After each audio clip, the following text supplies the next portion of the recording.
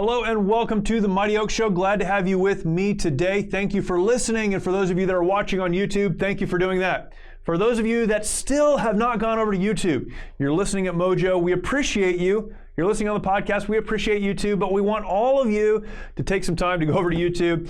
Check us out there. Why? Because this is there. But there's so much other content there as well that you need to avail yourself of. Also serves as a great archive for the conversations that we have on this show. Please go over to YouTube when you get a chance. You can search for the Mighty Oaks Foundation and you'll find us there. Hit the notification bell after you subscribe, and that lets you know when all of our content comes online. We want to share that with you. This, of course, is the show where we talk about all things veteran and military and trauma. We have some wonderful conversations. Today, we're going to have a bit of a different conversation, but it's one that needs to be had. We all know what's happening in Afghanistan. We understand really the tragedy that's taking place there because of the horrible decisions of many who should have done a better job. And I don't know an easier way to say that. Many in the administration, many in our government who have bungled, at the very least, our departure from Afghanistan.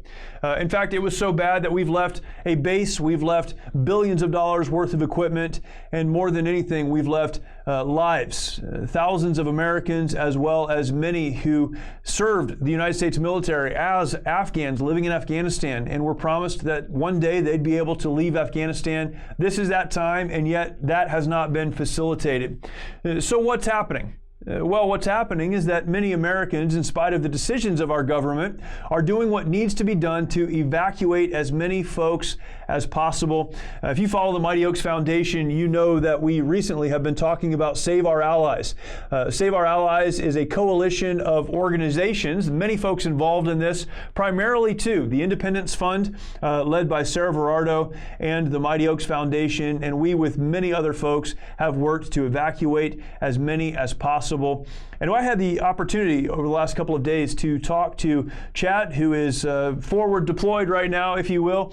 He's in the Middle East coordinating many of these efforts, and Sarah Verardo from the Independence Fund, talking about how this coalition came together and what has happened and where we go from here. It is a great conversation by folks who have been really chin deep in this for the last several weeks, and I know that you'll enjoy it and appreciate it. Please, this is an episode that you need to listen to, but one that you also need to share out to others. In spite of all the bad that's happening right now, there's an awful lot of good, and a lot of good people who are making it happen. Please enjoy this conversation with Chad Robichaux and Sarah Verardo. So you guys have been pretty deep in this for the last couple of weeks. I want to lay out a roadmap for our conversation, and then you take it wherever you'd like to take it. I think our audience would be very interested in where Save Our Allies, the coalition, easy word to say, the coalition began. So how the various organizations that have been involved, and I know it's more than just the two of our organizations, but how the various organizations came together. What your expectation was getting into this, and I know expectations have changed quickly over the last couple of weeks, but what the expectation initially was, what has happened, and then give us an update as to where we are right now. So let's begin at the beginning. The coalition formed. Where did that start, and how did it all come together? So I think it was August 15th, the day that Afghanistan formally collapsed, and I got a call from Nick Palmisano, who I've done a lot of work with. He's awesome. And he said, hey, Chad has a way to get people out. And he didn't really have to say anything more than that, because I was like, got it, I'll call Chad. And he was like, yeah, call Chad. Like, you two put your minds together. And so I knew, I've known Chad for a number of years. We've done some other work together, and I knew his heart and his commitment to seeing a mission through. So I thought, this is great. So I called Chad and I said, how can I help what you're doing? And I know that Chad was inundated with communication. So I sort of said, like, I'll help you from an administrative, like, put the list together, get organized. And the rest from there is sort of just history. We had other really good partners, but it was just formalized between our two groups because we knew that we could rally the troops quickly. And I knew that Chad was going to be on the ground. Chad, does that sound right to you? It was kind of just ragtag? That sounds good. Like we were saying before the show, it's like 2 weeks is all like blurred into one day. Mainly because of sleep. You guys just hit a buzzer or something if I fall asleep. but yeah, I mean, it's really, I think, God ordained how it all came together. This started for me probably a little bit selfishly. I had a very strong desire to get my interpreter out of Afghanistan and his family. Aziz, for years I've been calling him Bashir through my books and through speaking because I've had to hide his identity because for his own safety. But I'm happy now I can say his name is Aziz. Aziz is not just like an interpreter as part of like my platoon or unit. Like Aziz and I, like when we first went to Afghanistan, it was two-man teams and an interpreter, Aziz. And then really shortly into my first deployment, we were going out on operations by ourselves. And then the rest of my 8 deployments, it was just me, Aziz, most of the time. And so developed a tremendous bond with Aziz, with his family, and just like, I mean, he saved my life multiple times and saved the lives of my friends and other like SEALs we were working with. And he's just an incredible human being, just totally selfless. And I just knew I had to get him out. I knew the SIV process, the special immigrant visa process, was broken. We had been trying for 5 years to do that. So many other interpreters were trying to get this SIV process through the State Department. And I'm like, this isn't going to work. Even with me having like contacts in Congress, like to push his SIV process through, I knew it wasn't going to work. Anybody that knows anything about Afghanistan and military strategy knew, and Joe Biden said that we're going to leave in August before 9/11, before September 11th anniversary. When he said that, we knew this was going to happen. I mean, I don't have to be a prophet to figure that out. It was pretty clear what was going to happen. And so I started devising a plan of how to get Aziz out. Dan Stinson is a guy I was deployed with at JSOC, and he knew Aziz really well, very close to him as well. And we both were like, we're going to make this happen. We got some money together. We came up with like kind of went back to our old days of the type of work we used to do and came up with a kind of covert way to sneak him out of the country. And but we just ran out of time. And so we were heading here. We knew we were heading here to get him out with another plan B that we had that we felt was a pretty good one.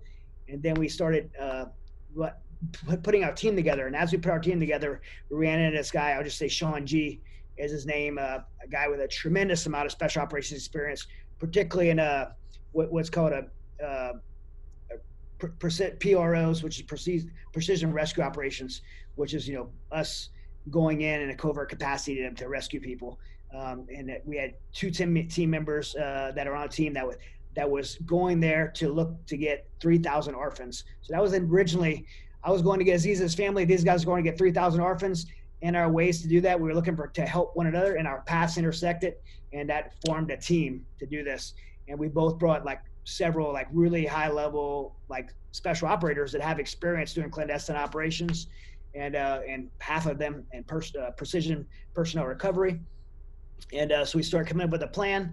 And I had already talked to Tim Kennedy about joining on the team, because what a lot of people don't know about Tim Kennedy is that he's an AFO, which is he has a tremendous amount of advanced force operator experience, ASO experience. He's highly trained in what he does. He's not just a military guy on social media. Like, he's very, very skilled. And so that's why I asked him. There's not a lot of guys that are trained ASO, AFOs. And that's why I asked him, hey, would you want to be part of this? And he said yes. And he talked to Nick. Nick talked to Sarah. We knew there's a huge administrative component to this, because when we knew we were going to get more than just Aziz and his family, we knew we were going to go there. We had said we're going to go there and we'll get as many people as we can. If we're going to do it, let's do it. And that's what we decided to do. And we needed that administrative support because as soon as we announced we were doing this, we knew it was going to happen. Thousands of emails came in, and Sarah personally, not just Independence Fund, Sarah personally took the responsibility of building these lists that we operated here in the Middle East off of. To give you I kind didn't of dare tell my team at first, Chad. I did not dare tell my team because they were going to be like, "We're doing what?" And so I did. I had gone to the beach with my girls, and my poor girls, like, they're so resilient. They're so blessed to live in the United States of America. And I said, I will make it up for you at a different time. But I did. I mean, we went through more than 15,000 emails. I mean, it was just all hands, all the time, building the list, putting together their documents so that we could make sure we were doing like our own vetting before passing them forward. But it was, if this is probably going to like maybe rub some people the wrong way, but if you're in the military community, I'm like the leg of the operation, right? Like I'm like at the desk, like I'm definitely not, maybe that's a paratrooper reference, but like not leaving the desk, not getting to jump, like truly just like doing the office work. But so blessed to be able to do it. Sarah, a lot of is your husband an officer? No, No? Okay, I had to ask. Hey, Sarah, So- what for people that aren't familiar with the Independence Fund, what's your day job? What do you normally do when you're not doing, rescue operations in Afghanistan? Right. So I'm the CEO of the Independence Fund, and we're a national nonprofit that assists mostly catastrophically wounded vets and their families. And we've also expanded our program to include all areas of wounded, ill, and injured. And of course, through suicide prevention, the guys that are from tactical hard hit units.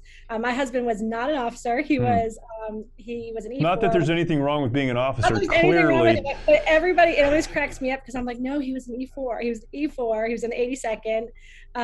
And he was, unfortunately, he suffered 2 IED attacks, and the second one was game over. So he is alive, but he requires very full-time care at home.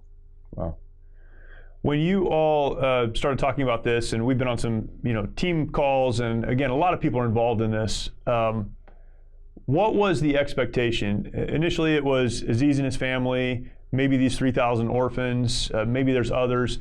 What was the hope that we'd walk away from this with what? What's the answer to that question? I mean, for me, like, I think like immediately when I realized there was capacity to get more than just Aziz and his family, that would get these 3,000 orphans, then and as we started putting the team together and realizing how many other SIVs were there, how many Americans were there, and I started really understanding the kind of the landscape of what we're getting into, it just really it just burdened my heart. Like, man, I started realizing like we have the capacity to actually do this. We have the team. We started being able to get the financial resources, which is the fuel and engine to make it happen. And then, I'll talk about another piece we got here in a second, but we had a foreign government that was willing to support us. So we had all these pieces. So let's get as many as we can. And so what we actually did was one of the first things we did was, okay, let's form, because things get out of control if you don't have anything. I'm not into big formalities, but things do get out of control. So let's form an official coalition of our organization. So Independence Fund and Mighty Oaks Foundation. And one other, we started with one other. Now it's just the 2 of us. We started this officially coalition, and we have several partners that we've been working with. And I have them up right here. I don't want to miss any of them. Just the ones that we have so far. Or All Things Possible with Victor Marks, Miami International Arbitration Society, The Warrior's Journey, Tim Kennedy's organization, Sheepdog Response, and Raven Group International, which is one of our got us running hit shop here, Dan Stinson, a good friend of mine. He's kind of leading the kind of running the administrative operation here in the Middle East. And so we set up this coalition, and then we really established kind of a military operational kind of scope of work. So we set up a JOC, a Joint Operations Command Center, in Washington, D.C., and Sarah and her team, essentially what we did there was we're funneling these emails to them, and I'm not there, I hadn't been there, but the way I understand it is, and the way I've seen what Sarah did, is they're categorizing these people. So starting the first step of like a vetting and triage. So you have like American citizens, SIV applicants, which are interpreters, P1 visas, P2 visas, orphans, widows, Christians. Why Christians? Because they're going to be persecuted there under Taliban rule. So we built this list, and that list ended up with, I think you said, I know we had 15,000 emails. Me and Tim were talking. We were able to put about 8,000 through an actual list. We had enough documents to add them to a list. Okay. And we also have a list, and it's pretty sad and hard to say. Like, we also have a list of those that we weren't able to get to because unfortunately, right, that were left behind. So we did incredible work, but we also left a lot of good people behind. So the JOC in DC, what they would do is the list that I was getting and kind of the data entry I was doing, they would then take those and they would package them, so to speak. And so Chad's team on the ground that had gone down range, they were able to actually facilitate getting these SIVs, these vulnerable people out of Afghanistan. And that was our other friend, JD. He's had a huge, as a volunteer, had a huge part in this as well. I mean, he's done great stuff, but their team. Thanks for recognizing him. Yeah, but like in the Willard, I mean, they're running this like a military app. Like they're looking at it and they're getting kind of information from Chad and the guys in the Middle East. And then I'm making sure it looks the right way on a spreadsheet, because anytime, now my team is super engaged, but anytime I was getting an email, I just thought, I can't mess this up, because we are the last hope that these people have. And that's a heavy burden, but also just like an incredible privilege to be able to play a part in that. Every one of those emails have like such a heartbreaking story, and then, what we did from there. So we had the JOC in DC, and we call it the Willard. And then we have the JOC here in the Middle East, the country we're in. And so the country we're in right now doesn't want to be named, but when we presented this to them, they said they were on board, not only on board to support us, but they gave us access to a military base. So we had their runway to use for charter planes. We had some of their flights were military air from their military. And I think we had like 5 generals working with us, briefing like Minister of Interior. We had a very high level support from this country. It'd be like working in the White House, like of another in our states. That's where we've been working with. It might be more productive than working in our White House. I'm just saying. I think so. Yeah, very efficient this week. These people are incredible, and so what we did here in our JOC is we took that list, we built target lists, and meaning like this is who we're going for: 300 orphans, 20 Americans. Like build these target lists. We're going to round up, 15 SIV guys, and then we have our guys on the ground at the Kabul airport and outside the wire. So one guy inside, coordinate with the military. We want to make sure that we recognize that the DOD did coordinate with us. We wasn't just a bunch of Rambos out, like sneaking around. Like we let the military know we were doing this. We worked in their tactical operations center. They knew where we were, what we were doing. They at first when we got there, they were not letting commercial aircraft, charter aircraft land, because everyone was trying to land. So they just waved everyone off. And we said, hey, we'll take control of it, and we'll be a central point of communication for all commercial aircraft. And they were like, thank you, yes. And so that's what's called ComTF, Commercial TF Task Force. And so we managed commercial task force for the military, and they were thankful for it. And it allowed us to be able to land our planes. And then so we work in the Middle East at our JOC with the teams on the ground. We coordinate with the Afghans or Americans that we're trying to pick up and our team, and have them link up. And so one of the things that I think is super important, because there's a little bit of criticism that everybody's throwing at our operation and at the whole thing in general, is who are we getting? Like, is this like a Trojan horse for the Taliban? Right. At the end of in Virginia, like who are these people? And I can't speak for the military, because I don't know how they did it. I can't speak for any other organization, but what I'm super proud of our team for is the level of due diligence and deliberateness that we've had in the process. From what Sarah's doing at categorizing this list has really helped speed our process up at the end. So that she's verifying documents. So we already know, like, they presented us documents. They presented us who they are. Now we have to figure that out. So we don't just go, hey, just because you got this document, we're going to meet you here. We want to know, like, we want like a bona fide. So we want like a, we would say a 7-point authentication. So if you give us a document and then we contact you by that number, and then you meet at a certain time, you meet at a certain location, that the way we're communicating with you, you have that document, you have that documentation, all these things like match up in a way that's communicated that wouldn't be able to, no one else would be able to communicate with them that way. And then we have like near and far recognition symbols that I won't say how we do it, because I don't want to give those, TTPs away. But we were able to do like a 7-point authentication system. So we have a high level of confidence that this is who they say they are. So my point is, we just have a high level. That's one of the criticisms that people have. We had a high level of being very deliberate and intentional about making sure we're getting who we thought we were getting. Then they moved them onto the base. And then once they're onto the base, the airport, there's like, pat downs. And then the military has their own process to vet them and pat them down and verify them. And then get them on the aircraft and move them back to here in the Middle East, where I'm at right now. And we had a humanitarian center we were told when we first came in this arrangement with this host nation that we could have 4,100 people here. And we have a saying like this, a saying in business too. You can be You can be fast, you can be you can be quality, or you can be accurate, right? And but you can't be all three. So we had good quality, we were fast, but we weren't very accurate.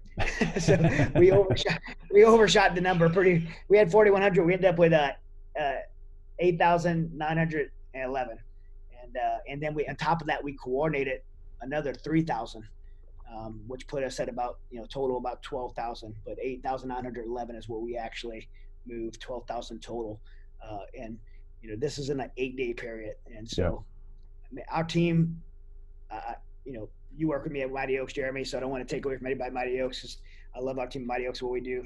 But what was done this week is it's just something like super special. I mean, no one slept, but like everyone was like high functioning. I mean, some of the guys were like probably like 12 days straight with like 2 hours sleep a day, tremendous amount of stress, moving at 1,000 miles an hour, a million things going at the same time. And everybody was just like functioning at like the highest level. And it's crazy walking out our little jock here, and like whiteboards everywhere and stuff on the walls. And it's the level of organization, the level of just skill. It was just amazing. And for it to come together that fast, I'm so proud of everyone here. It's incredible. And thank you, Sarah, for you and all you did, and all your people back there. You guys are doing the heavy lifting. I'll say that forever. I mean, you are doing the heavy lifting. Sarah, can you talk about your processes there and maybe some of the volunteers and how you pull all that together? I mean, those numbers are, hard for us to even get our minds around. How did you do that? Was it volunteers? Was it people that you paid? Was it a little bit of both? What was your process like? So I'd say the first probably like 5 days was me and a friend, because Afghanistan is really personal to all of us, right? I mean, it's deeply personal. And it was one of these things where, healthy or not, all I could think was like, I'm working out every issue I have right now. I don't need therapy. I don't need anything. I am doing it this way by putting these people and getting them out of that country. Because, whether this makes sense or not, for me, the losses in my house have been so significant and have really just worsened over time. My husband has now had 120 surgeries post-Afghanistan. Wow. He'll never be able to function as an independent adult. And I realize that. I accept that. And I think that when I saw progress in Afghanistan, never mind, of course, keeping terrorism off of our shores, but I thought, this is worth it. It's okay that he can't be a dad to our kids. Like, it's okay that he doesn't know how old this one is, or doesn't know that it's this person's birthday, because look at what the sacrifice was worth. So to see it all genuinely burning to the ground was like more than I could take. Yeah. So at first it was just really me and one other person, Sean Lee, and just doing it. It was so personal to both of us. Sean is a former employee of mine, great friend. His brother served with my husband for their Arghandab River Valley deployment, and we just rolled our sleeves up. After kind of transitioning some of this and bringing in the Independence Fund formally, I have a fabulous casework team. They are able to slay red tape like no other. And they deal with the VA all the time. So I was like, just think of the VA. Think of how clunky it is with the VA. This is sort of like dealing with the VA. Yeah. So they really have helped probably for the last however many days. The days are running together, I agree, with building additional manifests and helping me get those ready, because we were very blessed. Like, the support from DOD and Department of State, of course, we all thought the reason we got into this is because we were unhappy with what was not happening, especially for the SIVs and these very vulnerable populations. But ultimately, once we were able to say, like, we have the infrastructure, we have the planes, we have a plan, DOD blessed off on it, and they were very helpful. I was able to submit the manifest to them every day and make sure that was turned around. So this was a coordinated effort, granted, one that we probably never should have had to do, right. But it was just all hands. Like, there's no time for blame, it's just all hands. Yeah. You guys have been working through those systems, and obviously the administration has a lot of, we'll say, responsibility to bear in what's happening there. But there are a lot of good people inside of the Department of Defense, inside of the military. I know there have been frustrations, but can you kind of sketch that out a little bit? Who has been helping? Who hasn't been helping? Because most of the folks that I talk to, they just don't like anyone right now in uniform or in positions of political power or authority. And I'm not talking about, the military guys on the ground. I'm just talking about the decision makers. Can you sketch that out a little bit? Who was helping you? Who wasn't helping you? And how did all of that practically work? Well, I think I can't do that without telling you what the White House did. First of all, what they did was they not only pulled out of Afghanistan in a very reckless way without a plan, and took Bagram Air Force Base away from the entire global international community that was using the Bagram Air Force Base to support and advise that ANA army to fight the Taliban, which was working. I've said this a lot on media in the last few weeks. Since World War II, we have 80,000 troops in Japan, 40,000 in Germany. It's 30,000 in South Korea. Since those wars a long time ago, why was 4,000 made it? Why were we told like this is the endless war? We've been there too long. Why were we told that and had to pull 4,000 troops out? At one time, we had 2,500 troops.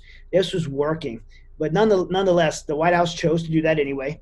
And when they did, they removed the military, including the military base, Bagram Air Force Base, before the civilians. Created a tremendous problem, obviously, and so now what you have, because the Taliban floods in, they see the Taliban coming. Clearly, I know they see the Taliban coming because I've been in the room with a satellite that watches the Torkham border of Pakistan. They watch 75,000 Taliban surge across Afghanistan. Still never removed our citizens. 10,000 American citizens, maybe 30, up to 30,000. We don't even know the number. They don't. The White House doesn't know the number. The State Department doesn't know the number. But at least 10,000, 80,000 allies. They never moved them. They let them surge around the last stronghold, which is the Kabul airport, HKIA airport. And then, so now we have essentially holding one piece of ground, which is the landing airport for evacuations. And the Taliban surrounds the airport and makes a outer perimeter. Now, anybody knows anything about military strategy, if you're controlling the airport and that somebody has the outer perimeter, you're not controlling the airport. Whoever controls the outer perimeter controls everything. Taliban controlled access to the airport. And the DOD had control of the airport. And the DOD normally would, in that scenario, with American citizens out there, would do a NEO operations, which is a non-combatant evacuation operation. That's the DOD's job. That's its function. Usually a JSOC or SOCOM task force manages it. The White House intervened, took the NEO operation away from the DOD and gave it to the State Department, who had no experience doing this. They're not equipped to do it. They don't know how to do it. They're a diplomacy organization for diplomatic solutions. So now the U.S. military has become a tool of the State Department, and they're essentially have been turned into security guards, just like an embassy base. They're not allowed to do rescue operations. They're not allowed to intervene with the Taliban, even if they could witness an American citizen being wounded or beat up or have this passport taken from them. They can't intervene. In fact, that did in fact happen numerous occasions. And this is, if to describe like what's going on there, like sheer chaos. 40,000 people at the gates trying to push the gates down. People lifting their children up and floating their babies across the crowd. You've seen that one video of them like handing the baby over and the Marines took it. But there was another part of the gate when one of my buddies, Joe and Dave that are here, they went over to see us one part, and they said they were floating the babies and people were tossing the babies over the fence because they thought when they got over the fence, the Americans would pick it up. What they didn't realize was on the other side of that fence was about 5 feet high and about 20 feet deep of concertina wire. And these babies were falling these concertina wire, tangled up, bleeding out in the 100-degree sun. Terrible situation. And the military was not allowed to do anything to solve that problem. And the State Department, meanwhile, is negotiating with the Taliban, giving the Taliban deadlines, and allowing the Taliban and ordering the military. By the way, everything I'm saying the State Department's doing, they're ordering the military to do it.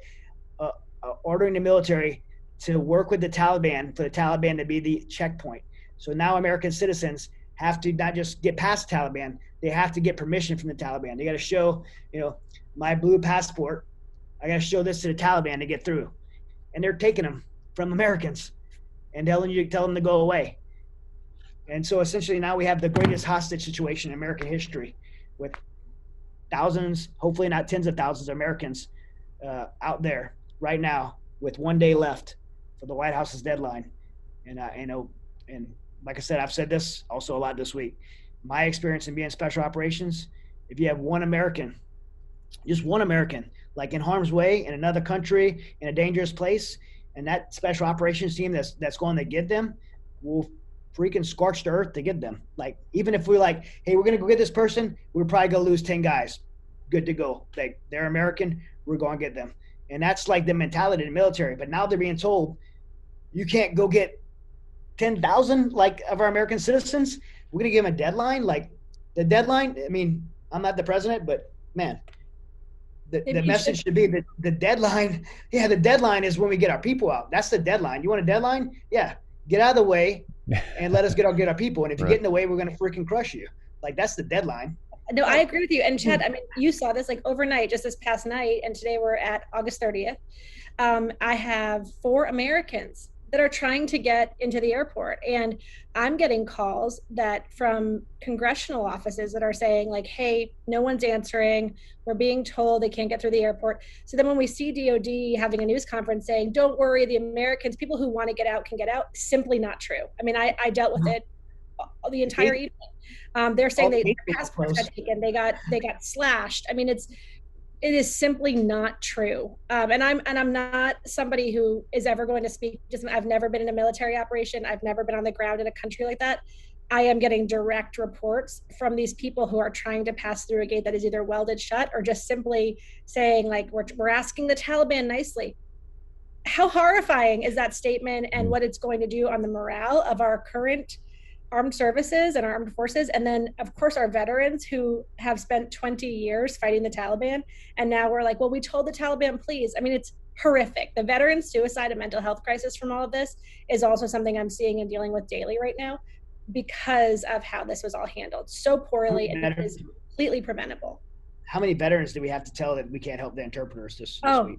And we've had 3 who have said like we've had to call like an emergency line because they're like, I feel I can't go on because like I didn't get my guy out and like I'm going to kill myself.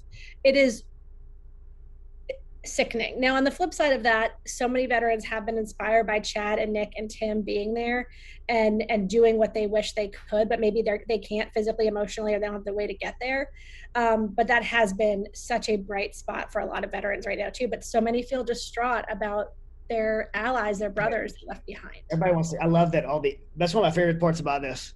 All these veterans are like, I want to go, like, sign me up. Like, so I have a list. They're trying to squeeze in a uniform. And I mean, I just got a call from Dakota Myers, like Medal of Honor recipient, like, hey, Chad, put me in. I'm like, I mean, that's awesome. Like, I mean, that's everybody wants. Sergeant Major Ken, he's 16th Sergeant Major in the Marine Corps.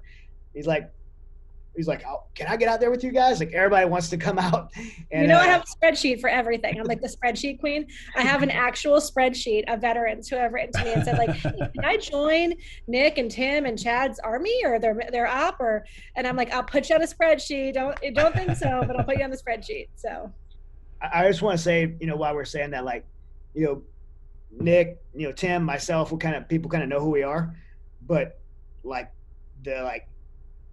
the true like professionals that we're like following here is I mean, I'm just saying their first names. We got like Dan, Kevin, Sean, David. Like, we can't say who those guys are, but those guys are like, I'm like, I have a lot of like high level special operations experience from the past. These guys are like higher level than me now. Like, these guys are like, probably some of the best guys in the world at what they do. And so we're working with really, really top level. I mean, all of these guys, I'm like, it's amazing. You guys won't know who they are, but they're amazing. Yeah.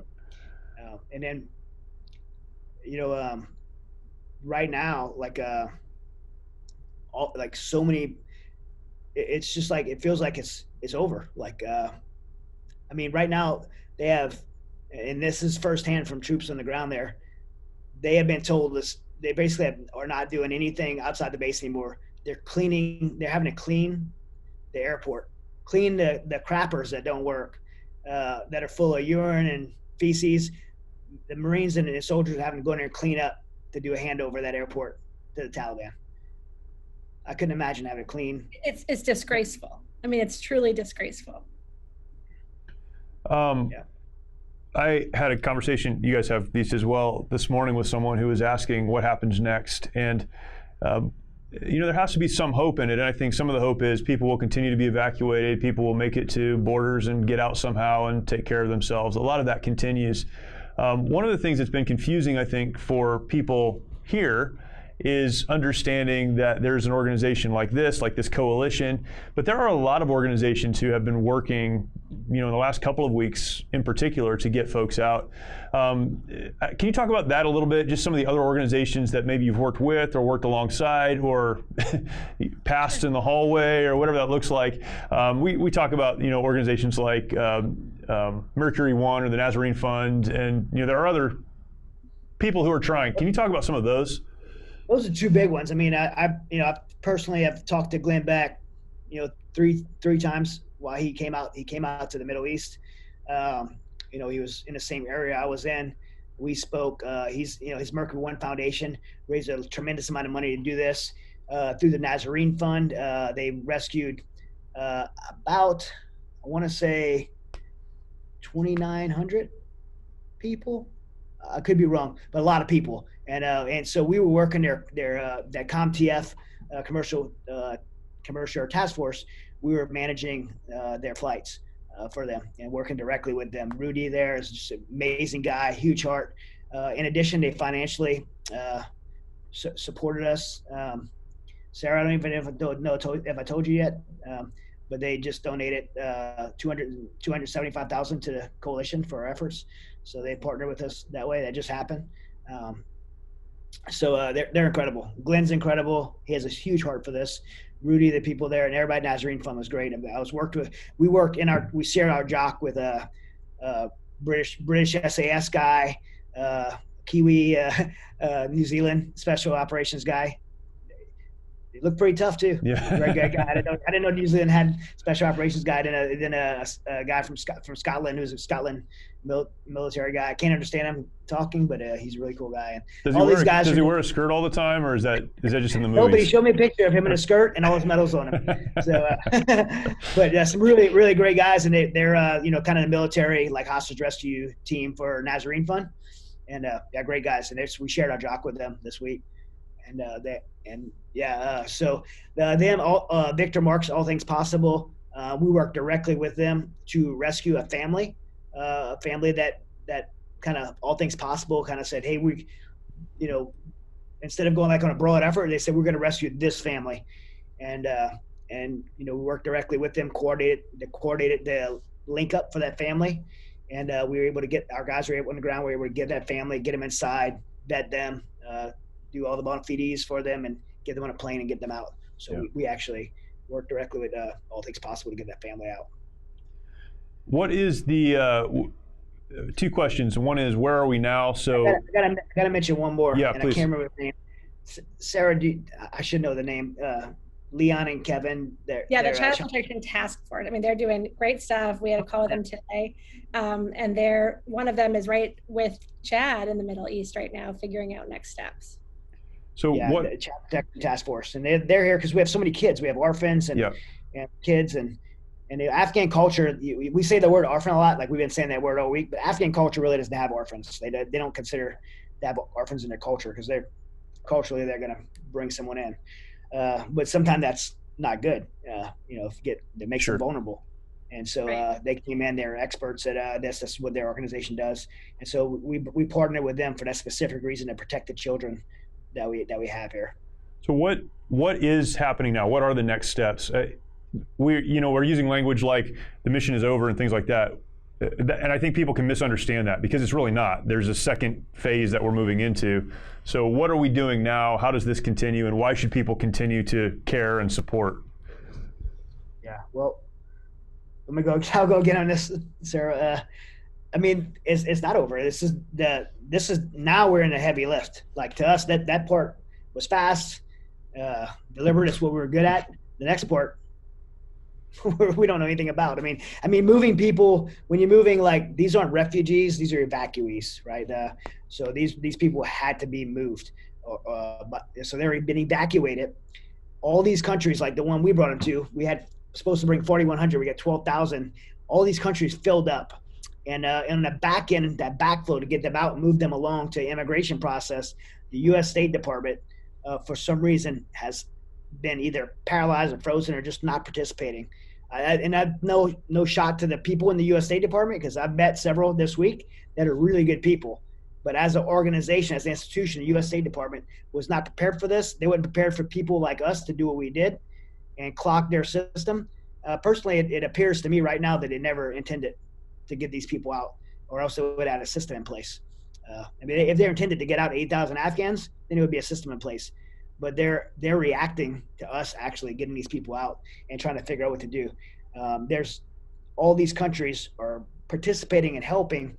I can tell you that the humanitarian center here, where we are, is phenomenal. These people are so amazing. They have toys for the kids and doctors and X-rays, and people were injured because of the crowds and all this stuff, and the Taliban hurt people, and so the medical attention, and they have social workers and everything that take care of these people, and they're in nice apartment buildings and really clean. It's not like a tent city. It's a really nice scenario. And then I just escorted a plane full of we've done 3 planes now to another country, and the only reason I'm not saying the names of these countries is because the State Department, for some reason, every time an NGO or humanitarian effort says the name of a country that we're moving people to, they call that country and say, don't take people. I can't say why they're doing it. I'm not making any accusations. It's just what's happening. And so I'm not saying the name of the country we're bringing them to, but we shuttled them to this country. They had amazing facilities. We brought them to almost like camp, like a resort, and they're in the woods, and kids are playing in the woods. It's really nice. Now, these kids are excited, the families are excited they're there, but then you see every now and then you'll see someone by themselves just staring off. And then I went and talked to a couple of them, and those are the people that got separated from their families. That 2 13-year-old boys, both not related, separated from their families. One, I asked him how it happened, and he was him and his family were trying to get through. They got separated in the crowd when the Taliban started shooting. And during that separation, his father got scared, pulled the other kids back, told him to keep going and to meet him inside. He made it inside. The family never did. And I used my phone to call and leave a message for his mom and dad. They didn't answer, but we let them know he was okay. And you'll probably never see them again.